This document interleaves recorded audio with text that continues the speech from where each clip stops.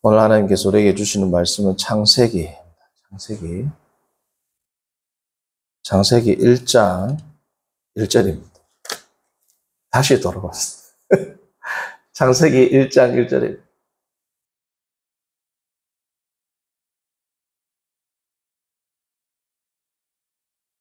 함께 봉독합니다. 태초에 하나님이 천지를 창조하시니라. 아멘. 우리가 어제까지는 이제 창세기 전체의 개괄적인 내용, 하지만 신학을 전체적으로 살펴보았습니다. 창세기에서 계시되는 하나님, 인간, 세상을 살펴봤죠. 이제 오늘부터는 이제 창세기에 대해서 조금 더 이제 세부적으로 살펴보겠습니다. 태초에 하나님이 천지를 창조하시니라. 베레시트 바라 엘로힘 이렇게 시작합니다. 베레시트 태초에 바라 엘로힘 이렇게 나오거든요. 창세기 1장 1절은 이 세상과 태초에 대한 뭐에 대한 이야기입니다. 창조 이야기입니다. 창조 이야기. 창조 이야기는 모든 고대설화에 다 나와요. 메소포타미아 문명에서는 그 레반트 지역, 당시에 비옥한 초승달 지역이 있었던 메소포타미아 지역과 뭐 이집트, 뭐 수메르 문명 이런 데에서는 다 창조 소위 설화가 있습니다. 오늘 말씀의 제목은 창조의 의미가 뭐냐 이겁니다. 구약의 창조는 어떠한 의미로 사용되었는가? 구약의 창조는 어떠한 의미일까? 어떠한 의미로 사용되었는가입니다. 자, 성도님들, 우리가 창조라고 할 때 우리가 원래 알고 있는 개념 있죠? 라틴어로 ex nihilo. 중세 때, 그리고 종교개혁 때 계속해서 무로부터의 창조, 무로부터 아무것도 없는 것으로부터 있는 것으로, 존재로서의 그 창조를 이야기할 때, 무에서 유로, 하나님께서 창조하시는 그 사역을 이야기할 때 창조라는 단어를 쓰죠. 여기서 중요한 건 뭐냐면 무에서 유입니다. 그렇죠? 없는 것에서 있는 것, 없던 존재가 생기는 것, 없던 물질, 없던 존재가 없음에서 있음으로, 무에서 유로, 비존재에서 존재로의 전환이 일어나는 이것을 우리는 뭐라 불러요? 창조라 불렀습니다. 그렇죠? 그런데 이 전제를 내려놓어 보세요. 지금 이 시간은. 이 전제를 내려놓고 성경 자체에서 뭘 의미하는지를 보고 들어가자라는 겁니다. 왜 이게 중요하냐? 성경에서 말하는 어떤 단어의 의미가 있겠죠. 자, 우리가 일상생활에서 우리가 대화를 하거나 글을 읽을 때, 특별히 창세기는 글이니까 글을 읽을 때, 아니면 구전으로 내려오니까 말을 할 때, 글과 말을 할 때 어떤 단어의 의미를 파악할 때, 특별히 그 단어가 동일한 문화권 내에서는, 예를 들면 우리는 한국어를 쓸 때 특별히 동음 이의어 같은 거 있죠. 동음 이의어. 음은 같은데 뜻이 다른 경우가 있죠. 우리 배, 사람의 배도 있고, 먹는 배도 있고, 타고 다니는 배도 있고. 동음 이의어 같은 경우에는 이걸 파악하기 위해서는 우리가 공부를 따로 하지 않아도 같은 문화권 내에 있는 사람들은 뭘 통해서 파악합니까? 제일 중요한 게 문맥이란 말이에요. 문맥. 지금 말하고 있는 이 문맥. 컨텍스트란 말이죠. 단어의 의미를 파악하기 위해서 제일 중요한 것은 문맥입니다. 상황입니다. 그렇죠? 그것만큼 중요한 게 뭐냐? 시대입니다. 시대. 어떤 시대에서 이 단어를 썼냐라는 거예요. 가령 예를 들면 중세 때에는 nice, he's a nice guy. 우리로 말하면 뭐예요? 참 좋은 사람이다. 이죠? nice라는 단어가 옥스포드 영어사전 같은 걸 찾아보시면 과거에는 중세 때는 뭐로 쓰였느냐? nice가, nice의 뜻이 stupid. 어리석은이라는 뜻입니다. He's a nice guy 이러면 중세 때는 뭐예요? 좋은 의미예요, 안 좋은 의미예요? 어리석은 사람이 멍청한 사람이라는 뜻이다. 그러나 오늘날 nice를 했을 때 기분 나빠하는 사람이 있어요? 저 사람이 나한테 좀 어리석다라고 하다니 안 한단 말이죠. 왜요? 같은 단어인데 시대가 다르단 말이에요. 특별히 어떤 문서를 볼 때, 고대 문서를 볼 때는 이 문서가 어떤 시대에 위치했느냐가 중요하죠. 중세 때 He's a nice guy를 우리가 어떤 He's a nice guy라는 이 절을 읽는데 이 문서가 중세 때 문서란 말이죠. 그러면 이것은 어리석다라는 뜻이구나. 문맥 이전에 벌써 결정이 돼버립니다. 그렇죠? 자, 우리나라 말로 말하면 개 있죠. 개, 강아지. 개가 예전에는 어떤 단어를 수식하는 부사적 의미로 사용이 안 됐죠. 뭐 욕할 때, 뭐 안 좋은 경우 이야기할 땐 썼지만 오늘날처럼 아주 맛있다. 요즘 세대 젊은 사람들 뭐라 그래요? 개 맛있다. 저 사람은 우리 가게에 와서 음식을 욕을 안 해. 한 사람 있어요, 없어요? 후기에다가 이 음식이 개 맛있어요. 이러면 주인이 우리 집 음식에 대해서 형편없다고 이야기하는구나 라고 말하는 사람 있어요, 없어요? 오늘날은 개 맛있다가 아주라는 뜻입니다. 그렇죠? 자, 그런데 1960년 이럴 때는 개가 그런 의미로 쓰여 있을까요? 욕입니다, 개는. 그죠? 강아지, 진짜 강아지 아니면 욕이란 말이죠. 그래서 만약에 개 맛있다라는 이 구절이 있다고 칩시다. 근데 이게 1960년대 문서에 써 있어요. 그러면 사람들이 뭐라고 추정할까요? 이 개 맛있다 이러면 이 개고기가 맛있다는구나. 예를 들면 이 개 강아지가 맛있다는구나 라고 해석을 할 겁니다. 왜요? 개 맛있다라고 이 개가 아주라는 뜻으로는 1960년대는 안 쓰였죠. 그러면 그 구절을 딱 읽을 때는 이 글을 쓰는 작가가 혹은 이 글을 쓰는 사람이 시장에서 어떤 문서 파피루스처럼 시장에서 문서가 있어요. 그러면 이 상인이든 손님이든 너무 바빠가지고 이 개는 맛있다를 는이 빠졌구나.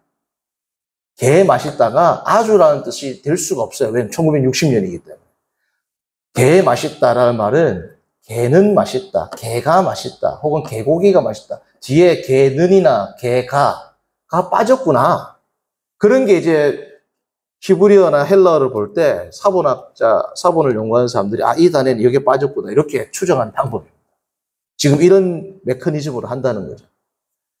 2020년대에 개 맛있다 그러면 뒤에 는이나 이가 빠졌다라고 추정하는 것보다는 문맥을 고려할 때 아주란 뜻이 맞다라고 어떻게 해요? 생각하고 판단하는 게 더 합리적이죠. 왜요? 2020년의 문서란 말이죠. 그러니까 그 단어의 의미를 규정할 때에는 문맥도 중요하고 문맥만큼 중요한 게 뭡니까? 시대상이에요. 어떤 시대에 쓰였느냐. 자, 그러면 오늘 창세기 1장 1절에 창조하다라고 쓰여진 먼저 시대를 먼저 보겠습니다. 시대. 창조하다라는 이 말이 쓰여진 시대는 히브리어는 오늘날 우리가 보는 히브리어를 스퀘어 혹은 블락 히브리어라고 합니다. 팔레오 히브리는 훨씬 오래됐거든요.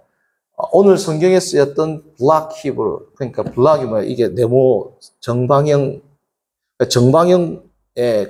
이 형태로 히브리어가 기록된 것은 원래 고대 히브리어보다는 조금 후대입니다. 아람어의 영향을 받아가지고. 근데 고대 히브리어도 BC 1400, 1500년대 이때란 말이죠. 그러면 모세가 이제 이 모세오경을 쓸 때 고대 히브리어로 썼을 겁니다. 근데 창조하다, 이 창세기의 이 이야기들은 고대 히브리어가 훨씬 있기 전부터 있었죠. 창조 이야기, 모세가 이 이야기를 쓸 때는 이미 아브라함, 노아, 이삭, 야곱, 요셉, 심지어 아담, 가인, 아벨 이 이야기는 히브리어 없을 때 이야기입니다. 그렇죠? 그 이야기를 어떻게 해요? 전해 들은 겁니다. 그렇죠? 자, 그러면 BC 1400년 더 거슬러 가가지고 처음 문자가 생겼을 때 뭐 BC 2300년 뭐 이럴 때 거의 뭐 BC 3000년 가까이 가는 수메르어라든지 이집트어 같은 경우, 왜냐하면 모세가 이집트에서 공부를 했기 때문에 모세오경에 보면 이집트어가 한 50개 정도 씁니다. 우리로 말하면 뇌레이죠, 뭐 텔레비전 이런 것처럼 그런 게 쓰여 있단 말이죠, 곳곳에. 자, 그러면 이 창조라는 말은 빨리 잡아도 BC 1400년 정도고 모세가 이걸 썼을 때고, 더 이전으로 소급해 올라갑니다. 왜냐하면 창조하기는 훨씬 이전이니까. 자, 그러면 고대인들은 창조하다라는 이 말을 어떤 의미로 쓰였는지 이게 중요하겠죠. 개 맛있다 이것처럼, 나이스처럼. 창조하다라고 썼을 때 어떤 의미로 쓰냐는 거예요. 나이스가 좋다라는 뜻이 아니란 말이죠, 옛날에는. 그렇죠? 그럼 창조라는 말은 무슨 뜻이냐? 이들은 존재가 없을 때 무에서 유, 물질이 뭐 흙이 없다가 생긴 거, 공기가 없다고 생긴 거, 사람이 없다가 생긴 거, 해가 없다가 생긴 거, 시간이 없다가 생긴 거, 별이 없다가 생긴 것을 창조라고 안 불렀다는 게 중요한 겁니다. 그래서 제가 원래 가지고 있던 우리의 전제를 내려놓을 필요가 있다는 거예요. 그 말이 잘못됐다가 아닙니다. 성경에서 하나님이 무에서 유를 창조하신 그 개념을 부인하나요? 안 하죠. 요한복음 보면 만물이 그로 말미암아 다 뭐예요? 창조되었고 모든 것들을 하나님이 만드셨다라는 것을 부인하지 않습니다. 모든 것을 하나님이 다 만들었죠. 심지어 시간과 공간과 모든 이 세상의 사물들은 다 하나님이 없는 것에서 있는 것으로 만든 게 맞습니다. 그렇죠? 그러나 고대인들은 이러한 의미로 이 단어를 썼다 안 썼다? 안 썼습니다. 왜냐하면 고대인들에게 있어서는 창조라는 개념이 존재의 없음, 무에서 유, 없음에서 있음으로 바뀐다라고 생각하는 사고는 오늘날 과학적 사고에서 생긴 틀입니다. 창조라는 게. 특별히 진화론이든 창조론이든 과학자들은 과학적 사고에서는 뭐가 중요해요? 원인이 중요합니다. 그렇죠? 오리진이 중요하단 말이에요. 이게 어디서 왔는지, 어떻게 생겼는지가 중요해요, 안 중요해요? 왜냐하면 과학적 사고에서 가장 기초가 되고 토대가 되는 그 원칙 혹은 원리가 뭡니까? 인과율, cause and effect, 인과율이란 말이죠. 원인과 결과란 말이죠. 과학에서 원인과 결과를 통해서 과학을 정립하고 수립하고 정초해 나가지 않습니까? 그럼 원인과 결과에서 제일 중요한 게 뭐예요? 이 결과로 산출된 이 존재는 어디에서 왔는지 원인, 그것을 소급해 올라가는 게 결국은 뭐 창조론이든 진화론이든 우리 이 존재에 대한 원인을 규명하는 게 과학이잖아요. 그러니까 없음에서 있음이 창조라고 규명하는 것은 오늘날 사고의 틀이란 말이죠. 그렇죠? 그럼 고대인들은 어떤 존재가 없는 것에서 있는 것을 창조라고 생각을 했다, 안 했다? 안 했습니다. 자, 그러면 창세기는 고대인들이 생각하는 창조를 기록했을까요? 우리가 생각하는 창조를 기록해 놨을까요? 고대인들이 생각하는 창조를 기록해 놓은 거란 말이에요. 이 모세가. 그러니까 오늘날 과학적인 사고를 읽으면 잘못 읽을 수 있는 것들이 너무나도 많이 있죠. 오해할 수 있는 부분들이. 그 모세는 당시에 이스라엘 백성들, 히브리인들에게 창조라는 것을 설명할 때 그들이 가지고 있는 가치와 그들이 가지고 있는 세계관 안에서 설명했습니다. 그렇죠? 자, 그럼 중요한 게 이거예요. 그들은 창조하다라는 말을 어떤 의미로 썼을까? 나이스를 어떤 의미로 썼을까라는 거. 그들에게 있어서 창조는 무슨 뜻이냐면 혼돈, 어떤 물질이나 존재가 없는 것에서 있는 것을 창조라 부르지 않았고 혼돈한 상태에서 질서가 부여되는 상태를 뭐라 불렀어요? 창조라 불렀습니다. 혼돈의 상태에서 질서가 주어지는 상태, 이것을 다른 말로 어떠한 기능이 수행될 때 그것을 뭐라고 불렀다고요? 창조라고 불렀습니다. 자, 저를 보세요. 어떤 기능, 펑션, 그러니까 functionary creation. 어떤 펑션이 뭐냐면 기능이잖아요. 이 기능이 작동할 수 있을 때, 기능이 작동할 때 그게 창조되었다라고 합니다. 예를 들면 여기 흙이 하나 있어요. 아무 기능을 못해. 그럼 이건 창조된 거야, 창조 안 된 거야. 이 사람들한테는 없는 거하고 똑같단 말이에요, 이게. 어떤 물질이나 물체가 있다고 해서 그게 있는 게 아닙니다. 고대인들에게는 이게 뭐예요? 질서가 잡혀가지고, 질서가 잡힌다는 건 뭐예요? 이게 운행이 된다는 거죠. 이게 펑션이 일어나는 겁니다. 질서가 잡혔다는 것은 비로소 이 존재가 그 기능을 하기 시작한 거란 말이에요. 예를 들면 신호등이 고장나서 기능이 안 돼. 없는 겁니다, 이거. 신호등 없는 거하고 똑같죠, 우리가. 빨간불, 파란불 돼야 되는데 신호등이 작동이 안 해. 그러면 신호등이 있지만 없는 거하고 똑같지 않습니까? 고대인들은 그렇게 생각했던 거예요. 어떤 물건이 있어도, 어떤 존재가 있어도 그것이 질서 있게, 질서가 주어져서 그 기능이 작동하지 않으면 있는 거로 안 봤습니다. 그러니까 그들에게 있어서 창조하다라는 것은 어떤 존재가, 어떤 물질이 이미 존재했든지 존재하지 않았든지가 중요해요, 안 중요해요? 안 중요합니다, 그 사람들한테는. 어떤 존재가 있든지 없든지는 안 중요해요. 이 존재가 작동을, 기능을 하는지 안 하는지가 중요합니다. 그러니까 성도님들, 우리가 오늘부터 계속 처음이라서 약간 혼란스러울 수 있지만 제가 창조의 개념을 계속 설명할 거예요. 내일도 하고 모레도 하고 이제 여러 가지 예를 들어서. 왜냐하면 약간 생소한 개념이기 때문에. 그렇기 때문에 성도님들 창세기를 보면 어떤 물질이 없다가 있는 것에 대해서 별로 강조를 안 해요. 태초에 하나님이 천지를 창조하셨는데 벌써 2절 보면 땅이 있고 물도 있죠. 이미 흑암도 있죠. 이거 어디서 나왔지? 이건 우리 과학적 사고라는 거죠. 태초에 하나님이 천지를 창조하셨는데 이미 땅이 다 있어. 물이 있어. 그런데 이 상태가 어떻다? 혼돈하단 말이에요. 질서가 없단 말이에요. 흑암이 깊은 위에 있다. 깊은 곳에 흑암이 있다. 질서가 있어요. 카오스 상태. 이 상태가 어떻게 뭐예요? 질서에 있는 펑션이 갖추어지는가? 그게 창조란 말이에요. 이 사람들한테는. 물론 땅, 물, 깊음, 흑암 다 누가 만들었어요? 하나님이 만드셨죠. 그걸 부인하는 게 아닙니다, 제가. 성경도 그것을 부인하는 게 아닙니다. 그러나 포커스 강조는 어디에 있다? 어디서 물이 왔느냐가 아니란 말이에요.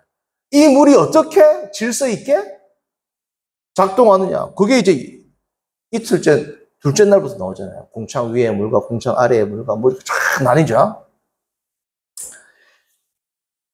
고대 이집트인들의 신과는 고대 이집트인들이 생각하는 세상은 고대 이집트인들이 생각하는 세상이 중요합니다. 왜냐하면 모세가 애굽 문명을 받아들이고 그 안에서 글을 쓰고 또 당시에 이집트 문명은 메소포타미아 문명과도 일맥상통하고 다 연결돼 있죠. 다 영향을 받습니다. 제가 이 그림을 이제 고대 이집트인들이 생각하는 세상에 대해서 봤는데, 자, 성도님들 보세요. 이걸 보시면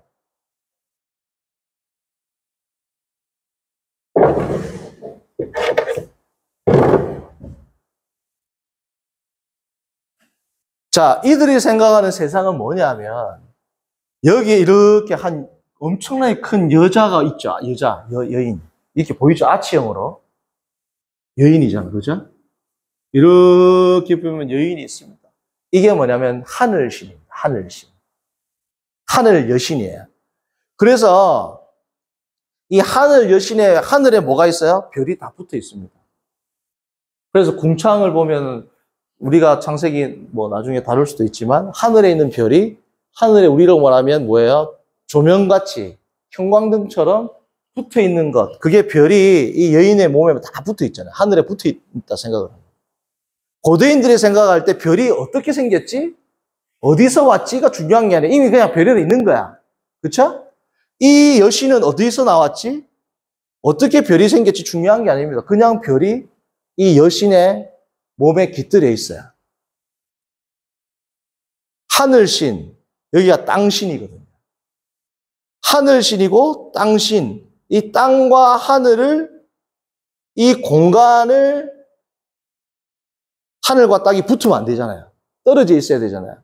하늘과 땅을 떨어뜨려 주는 게 이 공간의 신들입니다. 그리고 이거는 뭐냐면 해와 해신과 달신이에요. 궁창, 우리는 말하면 궁창이죠. 이 하늘을 해와 달이 배를 타고 운행한다 생각했습니다. 그러니까 하늘 밑에 물과 하늘 위에 물이 있는 거죠. 하늘을 동에서 서로 이렇게 해와 달신이 여기도 있고 여기도 똑같이 있죠. 해와 달신이 배를 타고 여기서 쭉 이동을 하면 뭐예요? 낮과 밤이 되는 겁니다. 그리스 신화도 보면 태양신이 마차를 타고 쫙 갔다가 쫙 오면 해가 뜨고 지는 거거든요. 그러니까 고대인들이 생각하는 신, 고대인들이 생각하는 세상은 물질이 없다가 생기는 거예요. 아니면 질서가 신들에 의해서 어떻게 잡히는 거죠. 어떻게 해와 달이 운행이 되고 해와 달이 어떻게 생겼지가 아니라 이 사람들 중요한 게 어떻게 질서가 무질서한 상태에서 질서 있는 상태로 바뀌어 나가는가, 그 질서가 잡혀가지고 펑션, 기능이 수행되는가, 그것이 고대인들이 생각하는 뭐였다는 겁니까? 창조라는 의미였습니다.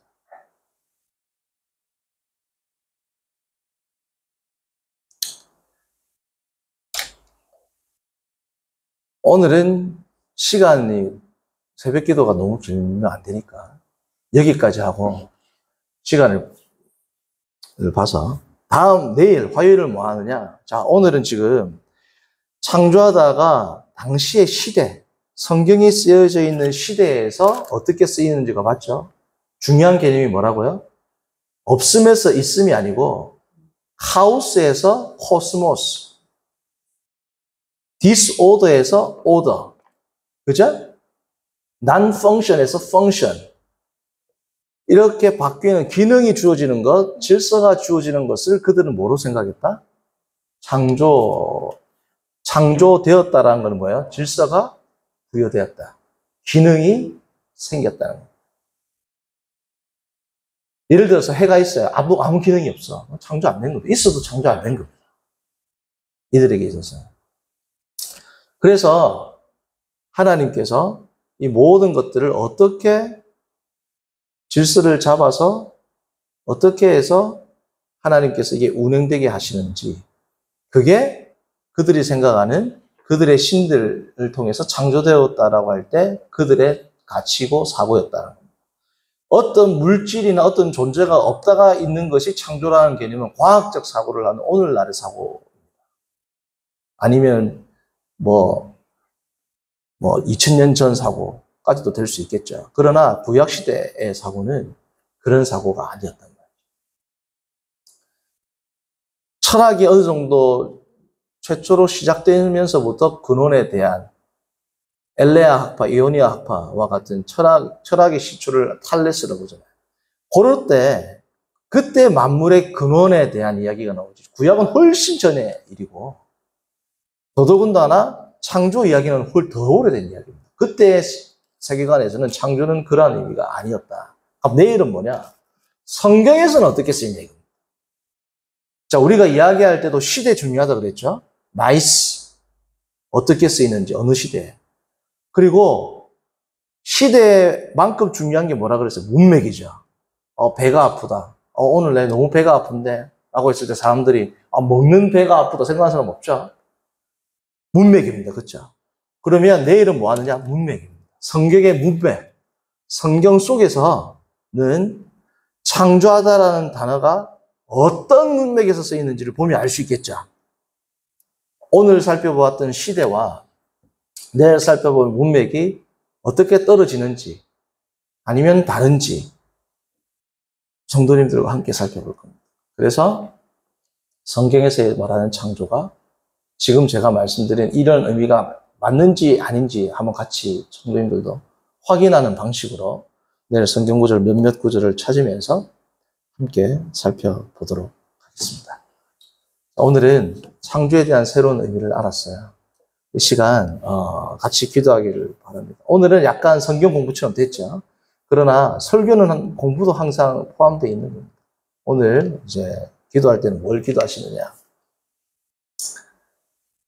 실천적인 기도보다는 오늘은 이제 창세기를 다시 이제 또 새로운 개념, 우리가 접하게 되었는데, 하나님, 오늘부터 또 앞으로 계속 이 창조의 의미, 또 구약에서의 그때 당시의 의미를 추적해 나가고 성경을 공부해 나갈 때 성경의 참 뜻과 진리를 잘 알게 하시고, 그래서 성경을 조금 더 바르게 알고 하나님을 바르게 예배하고, 또한 하나님이 지혜와 지식과 계시의 영을 먼저는 저에게 부어주시고, 그래서 성도님들에게 잘 바르게 알려줄 수 있도록, 그리고 또 성도님들도 지혜와 계시의 영으로 옳게 잘 분별해서 말씀을 듣고 받을 수 있도록 앞으로 우리가 하게 될 이 창세기 강의에 대해서 조금은 새로운 시각에서 바라보게 될 이 창세기, 조금은 새로운 시각에서 제가 이제 볼 겁니다. 전통적 의견을 우리가 다 알고 있습니다. 새로운 시각에서 보게 될 이 창세기 강의가 정말 주님께 영광을 올려드리고, 우리가 좀 더 정확하고 바르게 성경을 이해하는 그러한 새벽 기도의 시간, 성경 공부의 시간, 하나님을 만나는 시간이 될 수 있도록 성도님들, 저를 위해서, 그리고 이 창세기 강의를 위해서, 그리고 성도님들을 위해서 오늘 기도하는 시간 되기를 바랍니다. 선하신 하나님 아버지, 오늘 우리가 창세기 1장 1절의 말씀을 보고 읽고 구약에서의 이 창조의 개념에 대해서 당시의 사람들이 어떠한 의미로 이것을 받아들였는지에 대해서 살펴보게 하시면 감사합니다. 바라기는 성도님들 가운데 혼란이 없길 바라고, 성경은 분명히 무에서 유의 창조를 부인하지 않고 하나님으로부터 모든 만물과 심지어 시간과 우리의 생각까지도, 심지어 지금 하고 있는 이 생각까지도 하나님의 창조의 섭리의 결과인 것을 믿고 고백합니다. 그러나 구약시대에서의 그 창조의 원래의 의미는 이러한 것에 강조가 있는 것이 아니라 무질서한 세상 가운데 질서가 부여되는 것을 창조라 보았다라는 그들의 가치, 그들의 개념으로 성경을 읽을 때 우리가 보지 못했던 또 하나님의 귀한 비밀과 하나님의 섭리와 또 성경의 계시를 통한 하나님의 영광을 발견할 수 있다라고 믿기에 또한 이러한 내용을 소개하고 또 설교하게 되었습니다. 하나님께서 영광 받아주시고 부족한 종의 지성과 지혜와 입술을 붙들어 주셔서 정말 주님께 영광을 올려드리는 거룩한 신학, 거룩한 신앙을 성도들에게 소개하고 설교할 수 있도록 인도해 주시고, 말씀을 받고 말씀을 분별할 모든 성도들에게도 동일한 은혜를 주셔서 하나님의 말씀을 옳게 분별하여 주님께 영광을 올려드리고 말씀을 더 정확히 이해하는 그 기쁨을 또한 함께 누리는 거룩한 또 창세기 강해의 시간, 행복한 창세기 강해의 시간이 될 수 있도록 인도하여 주옵소서. 예수님의 이름으로 기도합니다. 아멘.